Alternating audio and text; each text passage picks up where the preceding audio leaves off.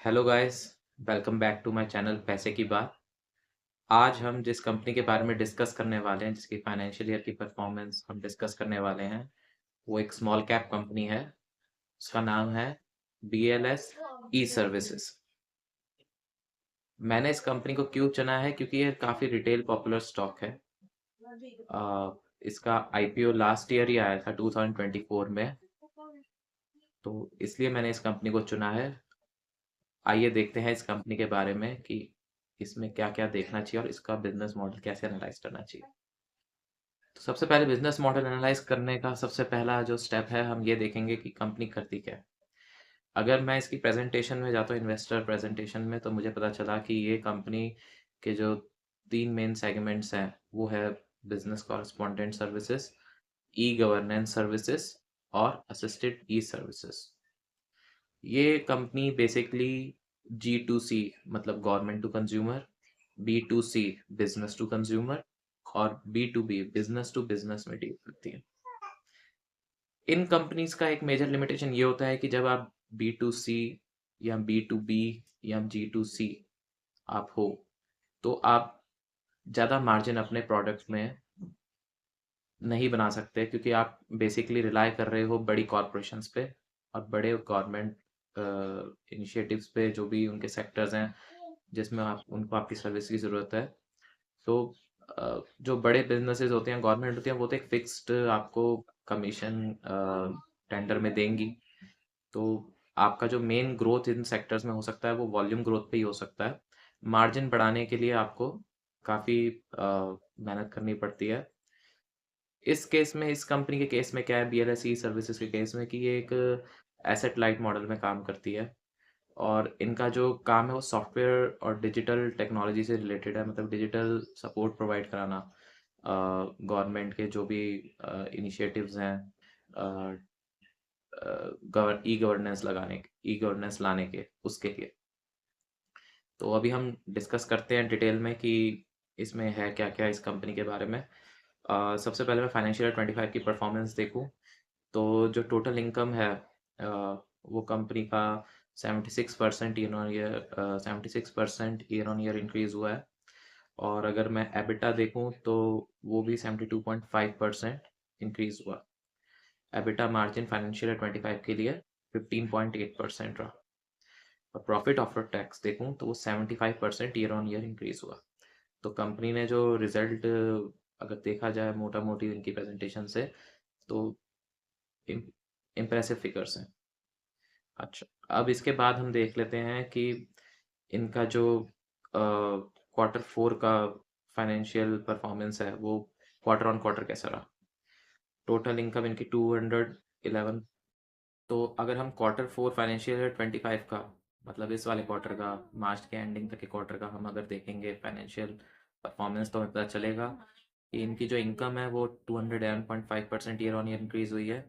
और एबिटा जो है वो 59.3% ईयर ऑन ईयर इंक्रीज हुआ है। और प्रॉफिट आफ्टर टैक्स जो है वो 58.7% ईयर ऑन इंक्रीज हुआ है। और जो प्रॉफिट आफ्टर टैक्स मार्जिन है वो 7.1% ईयर ऑन ईयर इंक्रीज हुआ है। तो ये मेन मेन इनके हाइलाइट्स थे। किसी भी कंपनी में यही रेवेन्यू, एबिटा और नेट प्रॉफिट यानी कि प्रॉफिट मार्जिन हम लोग देखते हैं मेन, कि इससे हमें एक एनालिसिस हो जाता है कंपनी का, कि हाँ भाई कंपनी ने क्या ग्रोथ किया है कि डी ग्रोथ किया है, कहाँ प्रॉब्लम आई है। तो वो चीज़ हमें पता चल जाती है। जैसे कि अगर आप देखेंगे, एक और इसमें चीज़ बताने वाली है कि एबिटा क्वार्टर ऑन क्वार्टर, तो ओ सॉरी ईयर ऑन ईयर, तो इनका 59.3% इंक्रीज हुआ है पिछले फाइनेंशियल ईयर के सेम क्वार्टर के हिसाब से। बट एबिटा मार्जिन जो है वो 10.4% रहा है। अ, वो क्यों कम हुआ है, क्योंकि इन्होंने कुछ एक्विजिशन किए हैं, तो उसको कंसोलिडेट करने के लिए, जो कंपनी इन्होंने एक्वायर करी है उसमें अपनी कंसोलिडेट होल्डिंग कंसोलिडेट करने के लिए उन्होंने कुछ खर्चा किया है। तो इसलिए वो एबिटा मार्जिन पे थोड़ा प्रेशर बना रहा है। तो क्या ये एक रेड सिग्नल है? नहीं, मेरे ख्याल से रेड सिग्नल नहीं है। अगर कंपनी एक्विजिशन कर रही है जो उनके ओवरऑल डेवलपमेंट के लिए बेनिफिशियल है, तो एबिटा मार्जिन अगर एक बार कम भी आ जाए तो इतनी कोई प्रॉब्लम वाली बात नहीं है। अगर ग्रोथ आ रही है तो कोई प्रॉब्लम की बात नहीं है इसमें। इसके बाद अगर हम देखें, तो इनका फाइनेंशियल 25 की हाइलाइट्स देख लेते हैं जो इन्होंने दिए हैं। इनका रेवेन्यू जो है वो 76% बढ़ा है, और इनका एबिटा जो है वो 72% बढ़ा है, प्रॉफिट आफ्टर टैक्स 75% बढ़ा है। और जैसा कि मैंने बताया था, लास्ट फाइनेंशियल ईयर में इनका एबिटा जो था वो 16, एबिटा मार्जिन जो था वो 16.1% था, और इस साल एबिटा मार्जिन 15.8% है। तो जो थोड़ा बहुत डिक्रीज हुआ है वो जो इन्होंने एक्वायर करी है कंपनी, उसमें जो इन्होंने कंसोलिडेशन किया है, उसको एक्वायर करने के लिए जो भी पैसा खर्चा है, उस वजह से इनका थोड़ा सा एबिटा मार्जिन में थोड़ा सा कम है थोड़ा। इसके बाद अगर हम देखें तो इनका प्रॉफिट एंड लॉस स्टेटमेंट से तो हमने देख लिया है कि प्रॉफिट मार्जिन कितना है इनका, पैट मार्जिन जो कहते हैं, नेट प्रॉफिट मार्जिन जो भी हो गया, वो क्वार्टर फाइनेंशियल ईयर 24 का 13.9% था, और इस क्वार्टर 4 फाइनेंशियल 25 का 7.1% है। सेम रीज़न है कि इन्होंने जो एक्सपेंडिचर करे हैं कंसोलिडेशन के लिए, उसकी वजह से इनका पैट मार्जिन भी थोड़ा सा कम है इस क्वार्टर में। और नेक्स्ट हम देखते हैं इसमें कि इनकी जो बिजनेस जो है वो क्या क्या है, और कैसे हम इस कंपनी का फ्यूचर प्रिडिक्ट कर सकते हैं कि क्या करेगी ये कंपनी आगे। देखिए, BLS जो ई सर्विसेज कंपनी है वो बेसिकली डील कर रही है रूरल एरियाज़ में या सेमी अर्बन एरियाज़ में, या फिर जो रिमोट एरियाज़ है वहाँ पे ये अपनी टेक्नोलॉजी सर्विसेज यूज़ करके ई गवर्नेंस जो है, गवर्नमेंट के इनिशिएटिव्स जो हैं उनको पहुंचाती है, या फिर ये क्या करते हैं, जो बड़े बड़े बैंक्स हैं उनके साथ मिलके बड़े बैंक्स की जो भी सर्विसेज हैं वो जो बिजनेस कॉरेस्पॉन्डेंट्स के थ्रू पहुंचाई जाती है रूरल एरियाज में, वो वाला काम ये करते हैं। तो ये देखना होगा कि इसमें कितनी ग्रोथ आ सकती है। देखिए, इस वक्त जो गवर्नमेंट है वो काफ़ी इनिशिएटिव ले रही है कि जो भी हमारे स्कीम्स हैं गवर्नमेंट की, वो रूरल एरिया तक पहुँचे। जैसा कि इस वक्त हमारी गवर्नमेंट का विजन है कि less government and more governance.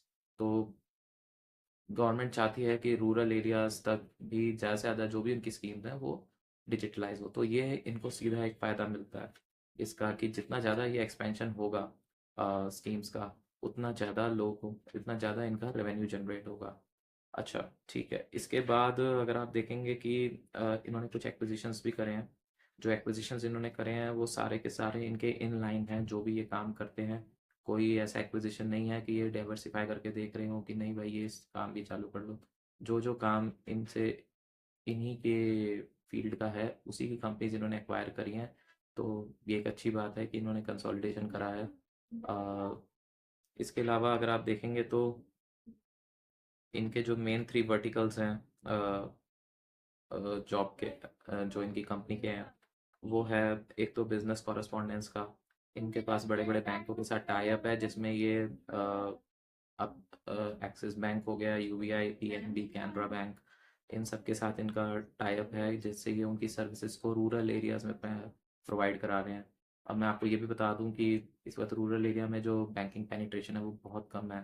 तो अगर रूरल एरिया में बैंकिंग पेनिट्रेशन बढ़ता है तो डेफिनेटली इनका भी रेवेन्यू बढ़ेगा, क्योंकि ये क्या करते हैं कि बैंक को जब भी उनके लिए ट्रांजैक्शंस एनेबल कराते हैं, मतलब किसी बैंक, मान लीजिए एक्सिस बैंक है, उसका बिजनेस कॉरेस्पोंडेंट बन के BLS ई सर्विसेज ने कोई ट्रांजैक्ट कराया तो वो बैंक से भी चार्ज करेगा, और जो आपका कंज्यूमर है जिसको ये प्रोवाइड करा रहे थे तो उससे भी कुछ एक नॉमिनल ट्रांजैक्शन फीस चार्ज करता है। तो ये उसको डबल एज स्वॉट दे देता है कि डबल एज बेनिफिट दे देता है कि भाई आप मर्चेंट और कंज्यूमर दोनों से आप चार्ज करिए।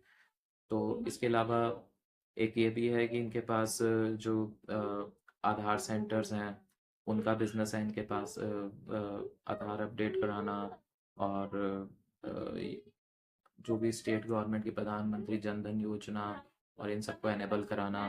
तो ये भी इनका ग्रोथ और बढ़ाएंगे अगर ऐसी स्कीम्स और गवर्नमेंट अडॉप्ट करती है, तो ये इनके रेवेन्यू में और बढ़ाएंगे इनको। इसके अलावा अब हम देखते हैं कि इसमें ग्रोथ कितना आ सकता है इस कंपनी में। देखिए, इस कंपनी में जो ग्रोथ है वो एक वॉल्यूम ग्रोथ होगा। जितना ज़्यादा डीप पेनिट्रेशन बैंकिंग सर्विसेज का रूरल एरियाज में होगा उतना इस कंपनी को फ़ायदा मिलेगा, क्योंकि इनके बिजनेस कॉरेस्पॉन्डेंट्स के नेटवर्क्स ऑल ओवर इंडिया फैले हुए हैं। दूसरा, गवर्नमेंट टेंडर्स पे जितनी ज़्यादा गवर्नमेंट अपनी स्कीम्स को ई गवर्नेंस में लाएगी, उतना ज़्यादा ही इनको उसमें भी फ़ायदा होगा रेवेन्यू में।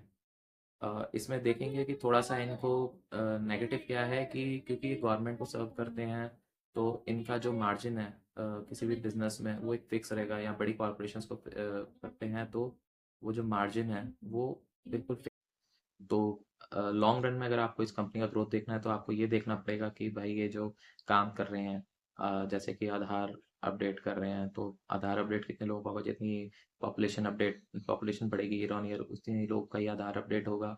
तो आपको देखना पड़ेगा पॉपुलेशन ग्रोथ इंडिया के किस हिसाब से है, कहीं डी ग्रोथ हो रही होगी तो फिर इनको डेफिनेटली फर्क पड़ेगा। दूसरा, जीडीपी जो है, ग्रॉस डोमेस्टिक प्रोडक्शन, वो किस किस तरफ जा रहा है। अगर वो कॉन्ट्रैक्ट होएगा तो डेफिनेटली लोगों के पास पैसा कम आ रहा है हाथों में, तो इनको डेफिनेटली डिसएडवांटेज होगा। तीसरा, इनको पास एक ये एडवांटेज है कि जब ये एक सेंटर खोल लेते हैं या किसी कंपनी को एक्वायर कर लेते हैं, तो इनका जो कॉस्ट है वो तो फिक्स हो गया, क्योंकि उतने ही लोग उस कंपनी में हैं। जितना ज़्यादा इनके पास वर्क आएगा, मतलब वॉल्यूम ग्रोथ ये जितना ज़्यादा करेंगे, जितने ज़्यादा लोग इनके सेंटर पे जाके या इनके बिजनेस कॉरस्पॉन्डेंट्स को यूज़ करके अपने बैंक अकाउंट खुलवाएंगे, तो इनका जो मार्जिन है, जो ग्रॉस प्रॉफिट मार्जिन होता है वो उतना बढ़ेगा, और वही ग्रॉस प्रॉफिट मार्जिन बढ़ के इनके जो नेट प्रॉफिट की तरफ जाएगा। और अगर नेट प्रॉफिट बढ़ेगा तो इनका आरओई बढ़ जाएगा, रिटर्न ऑन इक्विटी बढ़ जाएगा। आप मेरे पिछले वीडियो में देख सकते हैं कि मैंने आरओई एक्सप्लेन किया क्या होगा। आरओई बढ़ जाएगा, तो इस कंपनी को ये काफ़ी फ़ायदा होएगा। तो इस कंपनी को काफ़ी फ़ायदा होगा इन सब चीज़ों से। ये सब चीज़ें आपको इस कंपनी के बारे में देखनी है। मार्केट कैप अभी छोटा है, एक स्मॉल कैप ही लार्ज कैप बन सकती है, लेकिन एक स्मॉल कैप ही जल्दी से ख़त्म भी हो सकती है। तो ये सब प्रोज एंड कॉन्स देखते ही आपको इस कंपनी के बारे में डिसीजन लेना चाहिए। अ, बाकी मेरे लास्ट में आपसे यही रहेगा रिक्वेस्ट कि आप मेरे चैनल को शेयर करें, सब्सक्राइब करें और लाइक करें, और ज़्यादा से ज़्यादा लोग इसके साथ जुड़ें, ताकि हम और भी अच्छा कंटेंट बना सकें और भी कंपनीज हम डिस्कस कर सकें। Thank you.